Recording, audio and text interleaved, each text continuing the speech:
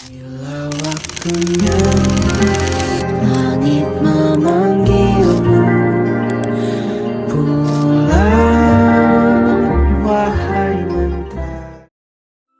Bandung, 2 Januari 2018.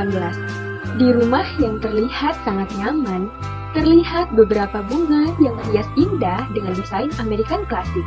Kala itu, sebuah keluarga kecil menghuni rumah tersebut.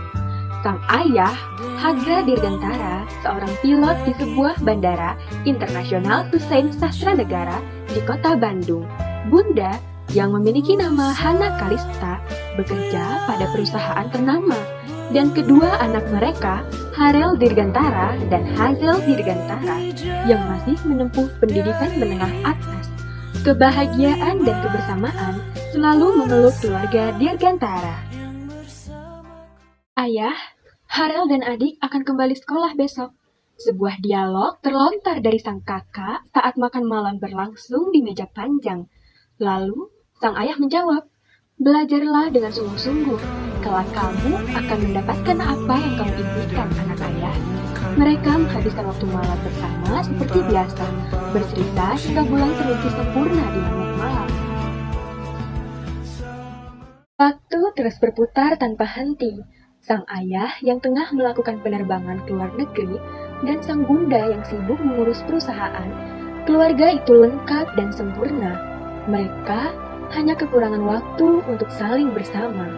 Sementara itu, Harel dan Hazel sudah terbiasa merasakan waktu yang sedikit namun sangat berharga itu.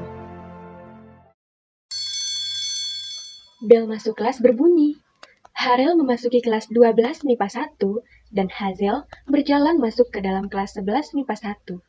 "Kita bisa karena terbiasa," ucap guru bahasa Indonesia di kelas Hazel. Tapi nyatanya, awal dari bisa adalah terpaksa. Balas salah satu siswa bernama Narendra. Hazel yang mengerti apa maksud dari ucapan Narendra hanya dapat terdiam di posisinya. Harel dan Hazel dikejutkan saat baru pulang sekolah, melihat sosok laki-laki yang mereka rindukan lamanya sudah tiba di kediaman Dirgantara. Pelukan hangat mereka dapatkan dari sang ayah tercinta. "Ayah berapa lama di rumah?" Itu adalah pertanyaan pertama yang Hazel ucapkan kepada sosok ayahnya. "Ayah tidak tahu, Nak. Ayah hanya bisa berharap ayah tinggal lebih lama kali ini," jawab sang ayah yang dibalas senyuman manis dari sang anak. 2 Juni 2018. Terbaring ia di rumah sakit, dengan wajah yang begitu pucat. "Di ruangan mana bunda saya berada?" tanya dua remaja yang masih mengenakan seragam sekolah dan nafas yang tidak teratur lagi. Kemudian, salah satu suster mengantar kedua remaja tersebut ke ruang di mana ibunda dirawat. Hening, aroma khas obat-obatan, serta air mata yang terjatuh membasuhi wajah. Itulah yang dirasakan Harel dan Hazel ketika memasuki ruangan tersebut. "Ayah kapan pulang? Bunda sudah 3 hari dirawat di rumah sakit ya," ucap Hazel pada ayahnya dalam panggilan telepon. "Minggu depan ayah baru bisa pulang, Nak." "Maafin ayah, Nak."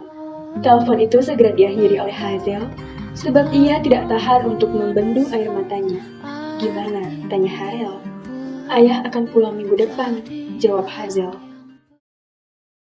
1 minggu kemudian, saat Harel dan Hazel menunggu kepulangan sang ayah, pesawat Boeing 738 jatuh dan tenggelam di laut. Sebuah berita muncul pada layar kaca, membuat kedua saudara kandung itu diam membeku. Suara tangisan pecah, rasa tidak percaya terus muncul tanpa henti. Sakit rasanya akan kehilangan. Sejak pagi hingga menjelang siang, Harel dan Hazel terus untuk saling menguatkan, meskipun keduanya sama-sama rapuh. Ayah tidak berbohong untuk pulang minggu ini. Ayah benar-benar telah berpulang. Akibat arus kuat dan kedalaman laut, pencarian yang hilang resmi ditutup dengan status korban belum ditemukan. Itulah kalimat yang didapat Harel saat membuka pesan dari rekan kerja ayahnya. Sang bunda bangun dari komanya setelah 2 minggu lamanya. Setelah kembali ke rumah, bunda melihat banyak sekali karangan bunga dengan rangkaian kata turut berduka cita. Kini semuanya menangis, tidak bisa mengeluarkan sepatah kata pun. Hanya ikhlas yang dapat mereka lakukan. Sejak saat itu, Bunda Harel dan Hazel sering mengunjungi laut di mana tragedi pesawat yang dibawa sang ayah terjatuh.